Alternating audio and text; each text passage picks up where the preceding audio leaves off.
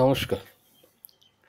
এটি হচ্ছে একটি পাকুড় গাছ বা অশ্বত্থ গাছ। এটিকে ইংরেজিতে পিপল ট্রি বলা হয়ে থাকে। এই গাছটিকে আমি একদম ছোটোর থেকে, চারার থেকে বলতে পারেন, সংগ্রহ করে বনসাইয়ে ধীরে ধীরে বনসাইয়ে রূপ দেওয়ার চেষ্টা করছি। এই পাকুড় গাছটির উপর আমি একটা বিশেষ ধরনের এক্সপেরিমেন্ট করতে চাইছি, যেটা হচ্ছে এই গাছটিকে শাখা প্রশাখাগুলিকে ওয়েরিংয়ের দ্বারা এমনভাবে আকার দিতে চাইছি দেখে মনে হবে যেন জলের ফোয়ারা প্রথমে উপর দিয়ে উঠে চারিদিকে ছড়িয়ে নিচে আবার নেমে যাচ্ছে। এইরকম একটা আকার দেওয়ার চেষ্টা আছে, জানি না কতটা সফল হব। এখন কথা হচ্ছে এই যে এখন দেখছেন, এটা আমার প্রথমবারের ওয়েরিং এই গাছটির উপর। এই গাছটির উপর প্রথমবার এই ওয়েরিংটা, এটা অনেক আগেই করেছি, প্রায় 1 বছর আগে এই ওয়েরিংটা করা হয়েছিল। দেখছেন কীভাবে ওয়েরিংটা করার পর আস্তে আস্তে ডালগুলোকে, শাখাগুলোকে নিচের দিকে নুইয়ে দেওয়া হলো। এটা আমি এক ঝলক দেখিয়ে নিলাম, কারণ এর 1 বছর পর এখন আমরা দেখুন একটু পরেই আসবো।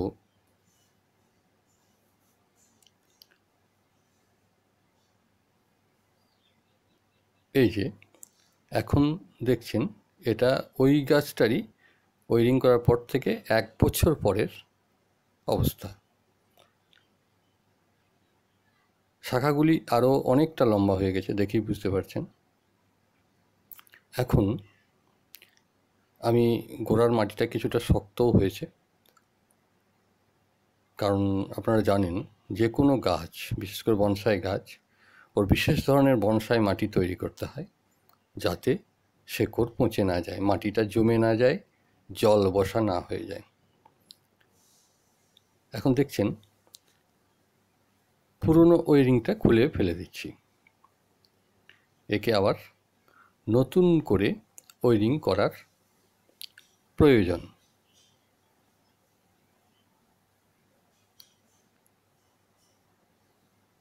এটা হচ্ছে অশ্বত্থ গাছ বা পাকুড় গাছ। এর আকার বেশ বড়ই হয়, যারা দেখেছেন তারা জানবেন। এটাকে 1-1.5 ফুটের মধ্যে রেখে দেওয়া খুব সহজ না হলেও সহজ এই কারণে কি, দেখলেন এটা হচ্ছে অ্যালুমিনিয়াম তার, 6 mm অ্যালুমিনিয়াম। আমি যে তারটি ব্যবহার করছি এটি মোটর ওয়েন্ডিংয়ের দোকান থেকে সংগ্রহ করেছিলাম। ওরা মোটর ওয়েন্ডিং করার জন্য অনেক মোটর আসে যেগুলো পুড়ে যায়, আর্মেচার পুড়ে যায়, সেই পুড়ে যাওয়া আর্মেচারটা খুলে রেখে অনেক সস্তায় বিক্রি করে। আমি সেই তার সংগ্রহ করি, কারণ আমার প্রয়োজন তারটা, আমার কিন্তু আর্মেচার বাঁধবো না। অতএব ইনসুলেটার থাকলো বা না থাকলো সেটা বড় কথা নয়। যাই হোক, এটা অ্যালুমিনিয়াম তার। বিভিন্ন ডালের জন্য শক্ত হলে এর মোটা তার লাগে, খুব নরম বা ছোট ছোট ডাল হলে একটু সরু তার ব্যবহার করতে হয় ইত্যাদি। এগুলো কাজ করতে করতে বুঝতে পারবেন। এখন আপনারা ভিডিওটিও দেখতে থাকুন কিভাবে ওয়েরিং করা হচ্ছে। যাই হোক, যেটা বলছিলাম, অশ্বত্থ গাছ, এই গাছটা অল্প জলে বহুদিন বেঁচে থাকতে পারে। মানে জল সাফিসিয়েন্ট যদি নাও পায় কোনো কারণে, খুব সহজে মারা যায় না। তবে কি শুকিয়ে কি আর বেশি দিন রাখা যাবে? যাবে না। কারণ আপনারা দেখেছেন এই অশ্বত্থ জাতীয় গাছ, পাকুড়, বট, ছাদে, কার্নিশে বিভিন্ন জায়গায় হয়ে থাকে সারা বছর। হয়তো 3 মাস 4 মাস বৃষ্টিই হলো না, জলই পেল না, ওতেই বেঁচে থাকে। তার মানে কষ্ট সহিষ্ণু গাছগুলো। যাই হোক, দেখুন কীভাবে ওয়েরিং করছি। ওয়ারিংটা করার সময় ওয়ারিংয়ের সঙ্গে সঙ্গে আপনি যে আকারটা দিতে চাইছেন সেই আকার করে করে গেলে মজবুত হয় ওয়ারিংটা। কারণ ওয়ারিং যে শেপে আছে সেই শেপে ওয়ারিং করে দিলেন, তারপর যখনই আকারটা আলাদা করতে যাবেন তখন ওয়ারিংটা লুজ হয়ে যাবে। আর এই যে আমি দেখুন কীভাবে যাচ্ছি, এই যে গাছটা এখানটা উপর দিকে উঠে আছে, তো এটা টেনে নিচের দিকে নামিয়ে দিচ্ছে আস্তে আস্তে ওয়ারিংটা টানের সঙ্গে সঙ্গে।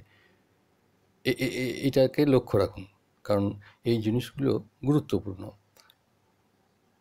অন্যভাবে যে হবে না তা নয়, কিন্তু ঠিক প্রসেসে গেলে কাজটা ভালো হয়। ঝট করে আর উপর দিকে তুলতে পারবে না, ওয়ারিংটা একটা টানের মধ্যে থাকবে।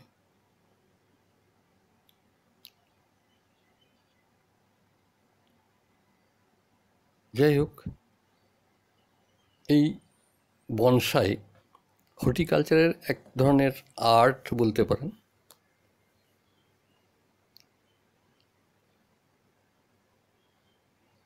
জাপানে এর প্রচুর প্রভাব আছে।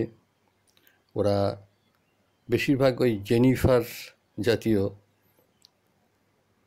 ঝাউ গাছ আছে, সেই জেনিফার গাছের উপর ওরা বেশি বনসাই করে থাকে, কারণ ওই গাছটা ঠিক এর মতোই প্রচণ্ড কষ্ট সহ্য করার ক্ষমতা রাখে। যাই হোক, যারা এই কাজে প্রথম আসবেন বা এই কাজে যুক্ত আছেন, প্রত্যেককে বলবো আমাদের ভারতীয় আবহাওয়াতে অশ্বত্থ জাতীয় গাছের উপর বনসাই করার চেষ্টা করুন। প্রথম হাত হলে তো অবশ্যই দেখবেন আপনি আপনার মনের মতো করে গাছগুলোকে তৈরি করতে পারবেন। আমার আরও অন্যান্য ভিডিও দেখলে বুঝতে পারবেন, অশ্বত্থ গাছের উপর অনেকগুলো আছে। বট গাছ বিভিন্ন আকার বিভিন্ন শেপে সেগুলো করি। এটা অশ্বত্থ গাছ দেখছেন। এখন গাছটাকে তুলে নিলাম, কারণ এর মাটিটা একবার ঝেড়ে ফেলে দেওয়া, 1 বছর আগে চেঞ্জ করা হয়েছিল। তো অনেক সময় চেঞ্জ না করলেও হয়, তবে এর গ্রোথটা কমে গেছে, কারণ এর যে খাদ্য, যদিও লিকুইড ফার্টিলাইজার ব্যবহার করলে সেটা কিছুটা পূরণ করা সম্ভব, কিন্তু মাটিটা চেঞ্জ করলে আর একটু ভালো হবে। কারণ আমি নতুন ধরনের যে মাটিটা রয়েছে সেটার মধ্যে গাছের যে সমস্ত খাদ্য বলতে আমার বিশেষ করে কম্পোস্ট সার, গোবর খাদ এই জাতীয়, আমি কিন্তু রাসায়নিক অবশ্যই কখনো এই বনসাই গাছে রাসায়নিক সার ব্যবহার করবেন না, মানে আমার যুক্তিতে, জানি না আর কে কী বলে। যাই হোক, দেখছেন মাটিটাকে ঝেড়ে ফেলা হচ্ছে। মাটিটার মধ্যে পাথর বা কাঁকড় জাতীয় অংশটাই বেশি, কারণ আমাদের জলটা ড্রেনেজের দিকে লক্ষ্য রাখতে হয় খুব। যাই হোক, একবার পরিষ্কার করে দেওয়া হচ্ছে, তারপর নতুন মাটি সেট করে দেওয়া হবে। পট অবশ্য ওইটাই রাখবো, কারণ পটটা আমার খুব সুন্দর আছে, খারাপ হয়নি। দেখছেন শেকড়গুলো কেমন বেরিয়ে আছে। এখন একটা শেকড় একটু সাইড দিকে বেশি চলে এসছে, এটাকে আমি কেটে ফেলে দেবো। শেকড় কেটে বাদ দেওয়া যায়, আমি আগেও দেখিয়েছি। একটা বট গাছে দেখবেন আমি একটা পটে শেপ করার জন্য নিচের দিক থেকে প্রচুর শেকড় কেটে দিয়েছি, সেরকম ওইরকম অনেক শেকড় এটা কেটে দিচ্ছি, একটু সাইডে বেশি বেরিয়ে গিয়েছিল। যাই হোক, আমাদের আপনারা দেখেছেন, শুধু আমার ভিডিও না, যারাই বনসাই করে বিভিন্ন শিল্পীদের, তারাও প্রত্যেকেই প্রায় শেকড়ের দিকেও দৃষ্টি দেন। আমিও সেভাবে দিই, কারণ শেকড়ের মধ্যেও কিছুটা সৌন্দর্য আনা যায়। এটাও সেই ধরনের একটা চিন্তাভাবনা আছে। উপর দিক থেকে যেমন একটা ফোয়ারার আকার দিচ্ছি, নিজের দিক থেকে শেকড়গুলোও একটা সৌন্দর্যমণ্ডিত করে তুলব। দেখুন, মাটিটা ফেলে দিয়ে জল দিলাম, একটু ধুয়ে নেব শেকড়গুলোকে পরিষ্কার করে। আমি এগুলো যখন পরিষ্কার করেছি অনেক সময় লেগেছে। আমি সবারই সময় বেশি নষ্ট যাতে না হয় সেই দিকে দৃষ্টি দিয়ে কিছুটা জলদি পার করে দিয়েছি, কিছুটা কেটে বাদ দিয়ে দিয়েছি, মোটামুটি দেখিয়ে দিয়েছি এইভাবে করতে হবে। এটা কিন্তু আরও টাইম লাগবে। আমি আরও বড় ব্রাশ দিয়ে ঘষে ঘষে পরিষ্কার করেছি, কারণ অত দেখাতে গেলে মানুষের ধৈর্য থাকবে না। মূল জিনিসটা দেখিয়ে দিচ্ছি কীভাবে করবেন। এবার আপনারা আপনাদের মতো করুন, কোনো অসুবিধা নেই। দেখুন, পটটা একটু পরিষ্কার করে নেওয়া হলো। পটের যে ফুটোগুলো রয়েছে হোল, সেগুলো নিয়ে আমি খোলা ভাঙা দিয়ে দিই। পোড়ামাটির খোলা ভাঙা, যাতে মাটিটা বেরিয়ে না যায়, অথচ জলটা ঠিক চুয়ে চুয়ে বেরিয়ে যাবে। কারণ এটা আমাদের দীর্ঘদিনের একটা অভ্যাস, এইভাবে আমরা পটে গাছ লাগিয়ে থাকি। অনেকে দেখবেন নেট ব্যবহার করে, অ্যালুমিনিয়াম বা তামার। যাই হোক, দেখছেন আমি শেকড়গুলোকে কেমন একটু উঁচু করে সেট করার চেষ্টা করছি, যাতে ওই উপরের শেকড়গুলো বেরিয়েই থাকে। আর মাটিটা যত সম্ভব একটু কম দেবো নিচের দিকে। আমি আস্তে আস্তে দেখুন মাটিগুলোকে গুঁজে গুঁজে ভেতরটা ফিল আপ করে দিতে হয়, কারণ গ্যাপ থেকে গেলে শেকড়ের এর পরিমাণটা অনেক বেড়ে যাবে পরবর্তীকালে। তাছাড়া ভেতরে যদি মাটি না থাকে তাহলে গাছের গাছের যে খাবার সেটা ঠিক পর্যাপ্ত পাবে না, যার ফলে গাছের ক্ষতি হতে পারে। যাই হোক, দেখছেন এটা আমার বনসাই মাটি, বনসাই সয়েল। আমার বনসাই সয়েল মেকিং ভিডিও আছে, যদি আপনারা দেখতে চান আমার সাইটে গিয়ে আমার চ্যানেলে কীভাবে বনসাই মাটি তৈরি করা হয় দেখানো হয়েছে, কোনটার পার্সেন্টেজ কত দেবেন দেখানো আছে। সাধারণ মাটিও তৈরি করার ভিডিও দেখানো আছে। যাই হোক, এখন দেখছেন কিভাবে মাটিটা ফিলিং করছি।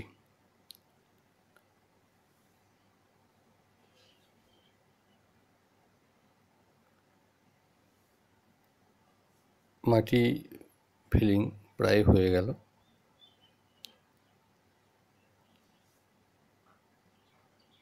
এখন এটার উপর জল দেওয়া হবে, একটু বেশি করে জল দেব, কারণ কি নিচে ভেতরে যদিও একটু আধটু গ্যাপ থাকে, সেই গ্যাপগুলো যাতে ফিল আপ হয়ে যায়। একটু নাড়িয়ে দিচ্ছি প্রচুর জল দিয়ে, নিচেতে জলটা যাতে বেরিয়ে নেওয়া যায় এক চান্সে, তার জন্য নিচেতে এই পাত্রটা দেওয়া আছে।